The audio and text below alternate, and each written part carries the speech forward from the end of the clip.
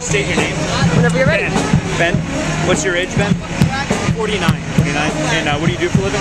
Computer. Computer? Help desk side support. I mean, details, but computer support. Okay. To live in an urban tent city, you must have something that disturbs you about the status quo. What in particular is that thing that brought you here, and what bothers you the most about the government and Wall Street right now? Actually, you need to take live-in out. I live at home. I have a job. Oh, but you come down? Okay. Coming here, yeah. What brings you here then? What brings me here is that the influence of corporations on government and the actions of corporations themselves is resulting in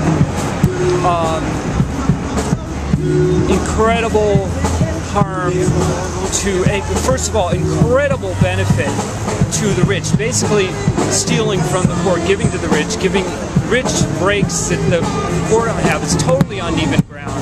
Totally uneven ground. The rich are getting away with, and corporations are getting away with, things that should be illegal. And they're, it's not a free trade system. It's an unfair trade system, totally benefiting the desires of any large corporations over small businesses and poor people, and starting to get to the point where we're destroying the whole entire human race and all life on Earth. So this is crucial. This is the future of our Earth and life on Earth. Do you think that the very same people that you're trying to reach right now are listening? And if you do you expect them to change their ways? Absolutely. Anytime soon. Well, the very same people that I'm talking about. Well, who are you trying to talk to? Start there. I'm actually trying to talk to the general public. I'm not thinking of actually talking to heads of corporations that really don't care. But they're going to have to listen at some point when regulations are put on them, because enough people have influenced the government to enact these regulations. So eventually they're going to have to listen. And also, corporations get bad names. People close their Bank of America accounts, so it does then affect corporations directly as well. Right. How long do you think the occupation will last? Like, how long are you willing to keep coming down here? I think basically it needs to last a long time, because we have a lot to do. And since this is the future of the human race, I mean, I'm totally dedicated to coming out here as long as it does last. And there's no specific time on that. Mm-hmm. Do you think victory is possible? And do all these problems need to be publicly resolved for people to finally walk away? Does it need to be acknowledged? Is there any way that things can be fixed in a way that will satisfy everybody here? I think that when change really starts happening, when things like the Glass-Steagall bill gets reenacted, and the corporation's ability to donate. Can't remember that name. Sorry, the campaign funding issue. Yeah, the campaigning on it.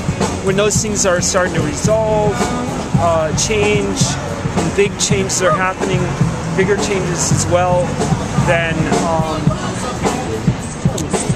that's great. I think that may lessen the number of people who feel need to camp out, maybe, but there still should be a presence here of people coming and holding signs and continuing to work on the issues until we have a point where, humanity has a chance. Okay. Do you think the size of this area hampers the ability for more people to join the protest? The size of this area? Well, just it's not very big. They kind of push people back.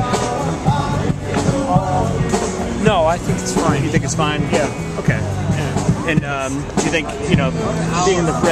being in front of the Fed is also, symbolic, but do you think there could have been a better place to do this, in your opinion?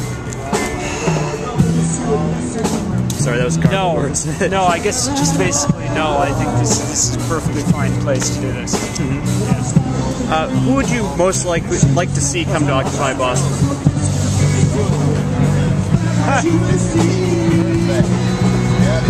Well,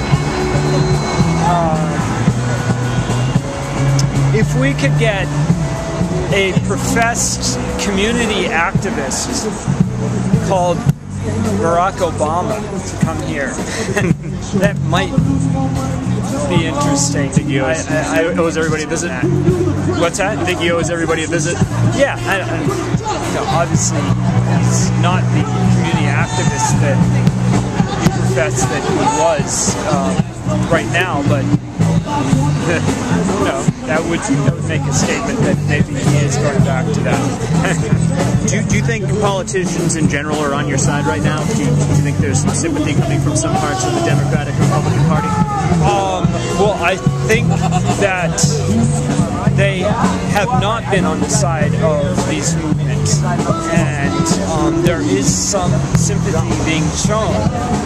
And I think politicians who are basically beholden to the interests that elected them need to be pushed to do the right thing. So, it's not enough to elect them. It's not enough even just to write them. There has to be more actions. So, I don't think they're listening quite yet, but I think they will.